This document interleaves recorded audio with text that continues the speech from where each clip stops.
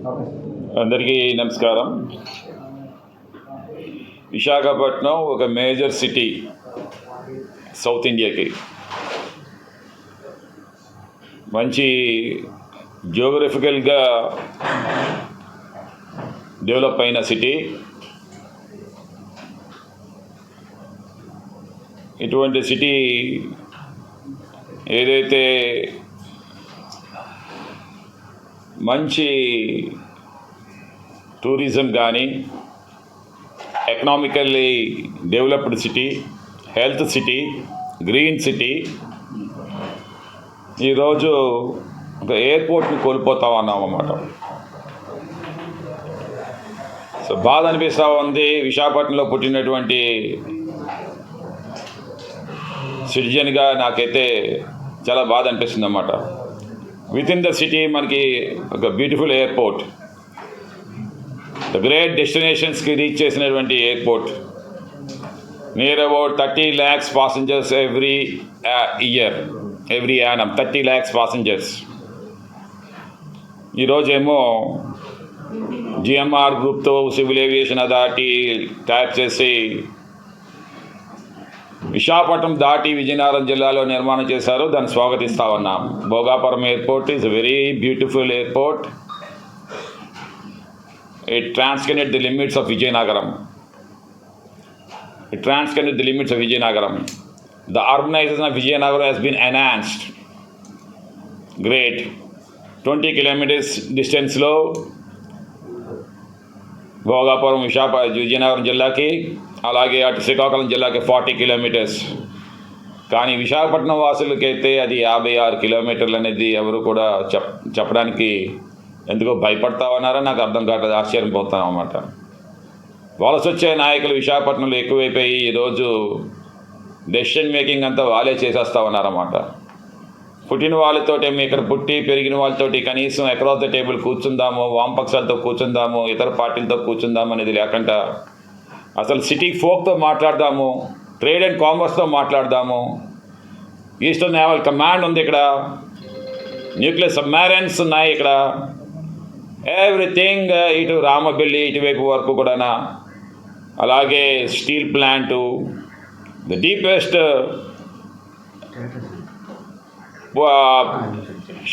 Port trust, మన Visakhapatnam port trust అవ్వచ్చు, లేదనుకుంటే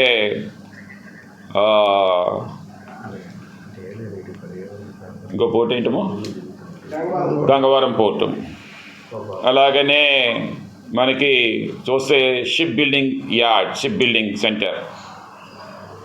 సో ఈ రకంగా హెల్త్ సిటీ హరిలోవా పరిసర ప్రాంతంలో, కేజీహెచ్, గోల్డ్ మార్కెట్, ఇవన్నీ కూడా.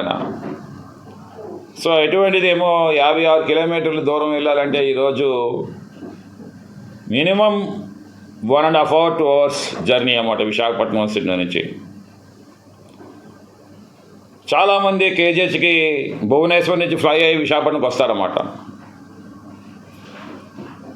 ఫ్లై అయ్యి ఇక్కడికి వస్తారన్నమాట. టూరిజం వాళ్ళు ఫ్లై అయ్యి ఇక్కడికి వస్తారు, సింహాచలం దేవస్థానంకి వస్తారు. కానీ ఈరోజేమో విశాఖపట్నం ప్రజలకి, అలాగే విశాఖపట్నంకి డిప్రాయిడ్ అవుతా ఉన్నారు.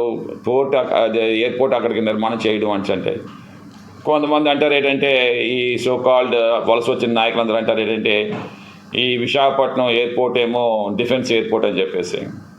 It's defence airport. ఇప్పుడే మీకు తెలిసి వచ్చిందా? నాకు అర్థం కాదు. 62 సంవత్సరాల నుంచి కూడా మనం ఎయిర్పోర్ట్ ఏమో మనం యూజ్ చేస్తా ఉన్నాం అన్నమాట.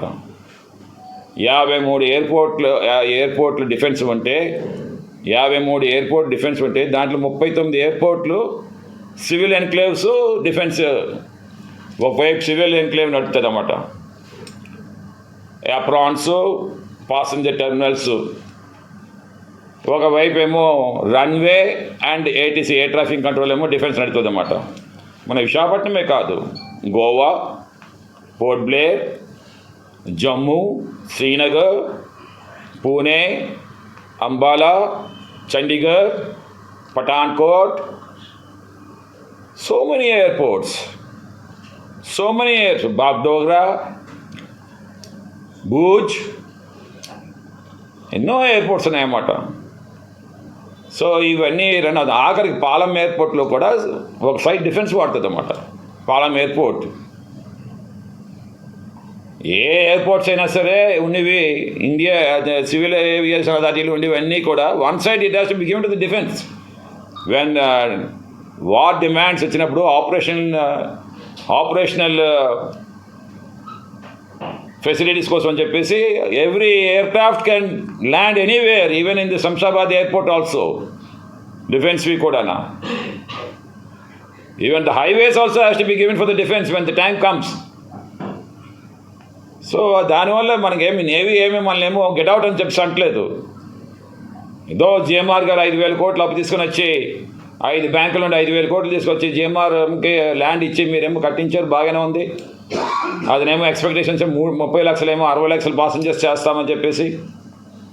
కానీ ఎట్ వాట్ కాస్ట్? ఈరోజు అవైధానం జరిగితే సుమారు 1,00,000 మంది హార్ట్ ట్రాన్స్ప్లాంటేషన్ కోసం అని చనిపోతున్నారు మన ఇండియాలోని. 2 లక్షల మంది ప్రతి సంవత్సరం కిడ్నీ ట్రాన్స్ప్లాంటేషన్ కోసం చనిపోతున్నారు. 3 లక్షల మంది లివర్ ట్రాన్స్ప్లాంటేషన్ కోసం చనిపోతున్నారు అన్నమాట. అవైధానం చేస్తే కనీసం మన విశాఖపట్నంకి వచ్చిన తర్వాత ఏమో అది ట్రాన్స్ప్లాంటేషన్ కూడా నోచుకోలేని పరిస్థితి వస్తుంది అన్నమాట. ఇప్పుడు అందుకే ఏంటంటే సపోజ్ ఏ ఆర్టీ వచ్చిందనుకోండి, 2 గంటల కంటే 3 గంటల కంటే ఎక్కువ అది సేఫ్ గార్డ్ చేయలేము. 3 గంటల లోపునే తీసిన 3 గంటల్లోనే అదేమో ట్రాన్స్ప్లాంట్ చేయాలి. పనిక్రియ 6 hours, lungs 3 hours, kidneys 24 hours. ఈ రకంగా ప్రతి అవయవంకి కూడా ఒక టైం అనేది ఉందన్నమాట. అంటే ఇప్పుడు విశాఖపట్నం ప్రజలు ఇంక దానికి నోచుకోరు అంతేనే. ఈ ఎయిర్పోర్ట్ వల్ల no transportation can taking place. Why? Because that far away we are now. ఇంకోటి నేను చెప్తాను ఏంటంటే, ఈరోజు నేను కానీ మీరు కానీ ఢిల్లీ ఆర్ హైదరాబాద్ కానీ వెళ్ళాలంటే, విజయవాడని వెళ్ళాలంటే, తిరుపతిని వెళ్ళాలంటే security reasons, enhanced security reasons వల్లేమో 2.5 hours బిఫోర్ మనమేమో ఎయిర్పోర్ట్లో ఉండాలి.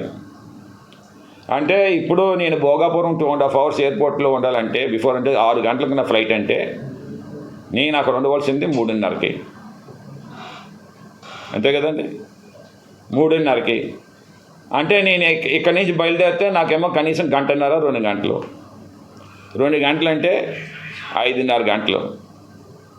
2.5 ఇది 4.5 గంటలు. అంటే నేను వెళ్ళవలసింది ఎన్ని గంటలకు వెళ్ళాలండి?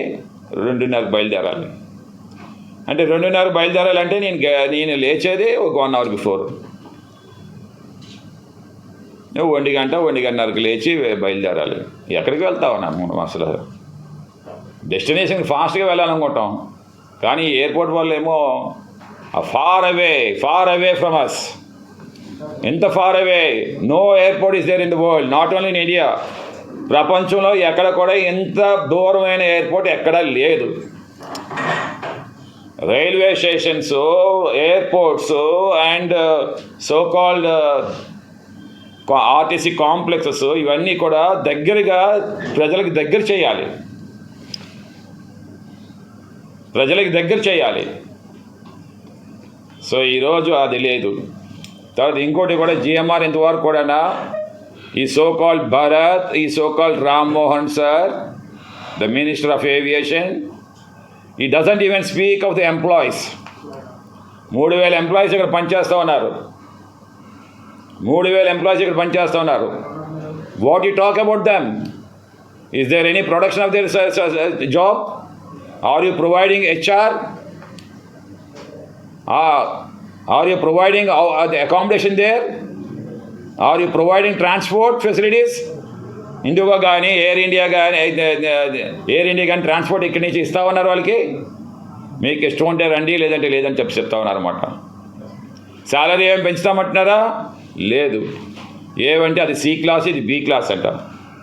ఇదే ఎక్కువ శాలరీస్ అంట. C క్లాస్ ఇంకా తక్కువ శాలరీస్ ఇవ్వాలంటే, ఎందుకంటే అది రూరల్ ఉందని చెప్పేసి. అంటే ఇదే శాలరీస్కి మీరు అక్కడ రండి అంటున్నారు. ట్రాన్స్పోర్ట్కి ఎంత అవుతుంది? No one is talking.